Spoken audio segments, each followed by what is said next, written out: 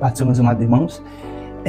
Eu quero trazer hoje elucidações a respeito de questões que nós pregamos, cantamos, é tema de congresso, etc. Mas pouco conhecemos a respeito do reino de Deus. E quando nós falamos do reino de Deus, surgem muitas dúvidas pertinentes a este assunto. E é por isso que eu quero gravar esse vídeo e abençoar a sua vida ou a vida de mais alguém que esteja assistindo conosco. Por exemplo, com a expressão reino de Deus ou reino dos céus. Qual é a expressão correta? Tenha o reino de Deus.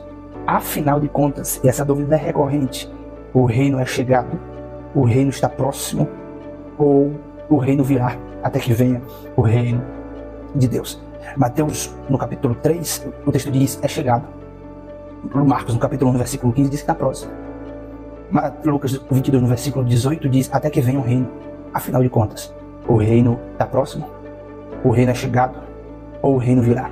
Por exemplo, dúvidas recorrentes como maior no reino, o reino é tomado esforço. Eu quero trazer aqui só como título de introdução, quando nós vamos falar desse assunto tão amplo, tão complexo, tão dinâmico, que é o assunto do reino de Deus, nós precisamos voltar um pouquinho para o Antigo Testamento.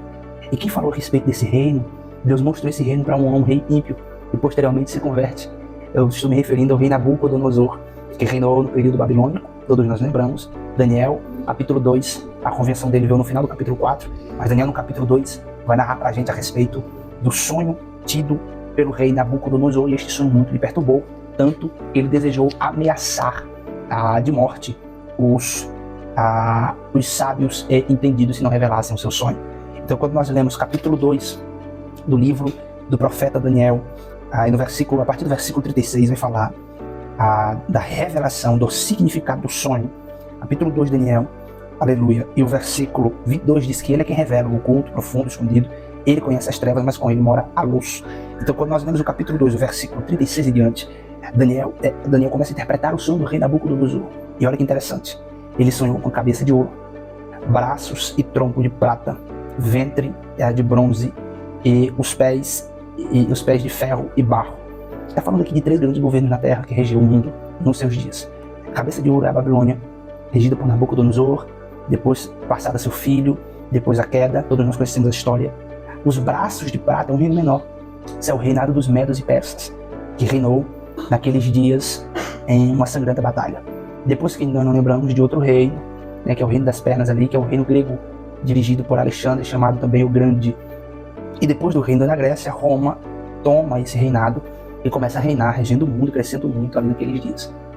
A visão e o sonho dado a Deus para o rei Nabucodonosor, a pedra vem, derruba a cabeça, derruba os braços, derruba as pernas e chega no pé. E toma todo o mundo. E olha o que diz o versículo 44, vai aparecer na tela para você. Capítulo 2, versículo 44. Mas nos dias desses reis, o Deus dos céus levantará um reino que não será jamais destruído. E esse reino não passará a outro povo. Esmiuçará e consumirá todos estes reinos e será estabelecido para sempre.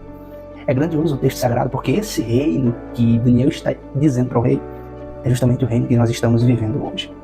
Quando nós olhamos o texto sagrado, e aí é uma dúvida recorrente, o reino de Deus, a expressão reino, ela é mencionada no Novo Testamento cerca de 44 vezes. Uma palavra que é mencionada tantas vezes na Bíblia precisa de uma certa atenção. Reino dos céus ou reino de Deus? As duas expressões estão corretas. Por que estão corretas? Porque a perspectiva da escrita de Mateus, você sabe e eu sabemos que ele escreve para os judeus.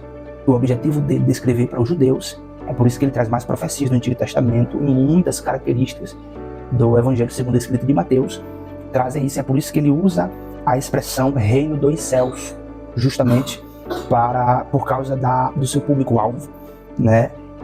A expressão é uma expressão semita, e só para a gente falar em miúdos, né? A expressão semita significa povos árabes judeus, povo de região, daquela região são povos semitas, e essa expressão é usada por eles. É uma expressão semita, né? Reino dos céus. A expressão reino dos céus é usada só em Mateus. Só Mateus traz essa expressão. Nem os outros evangelhos sinóticos é na mesma ótica, né? Na mesma lente, na mesma visão, no mesmo caminho. Nem os outros evangelhos trazem esta expressão reino dos céus, trazem reino de Deus. Então aí fica essa questão de maior no reino, menor no reino. Como é que fica essa questão do reino ser tomado à força? Estas e outras questões.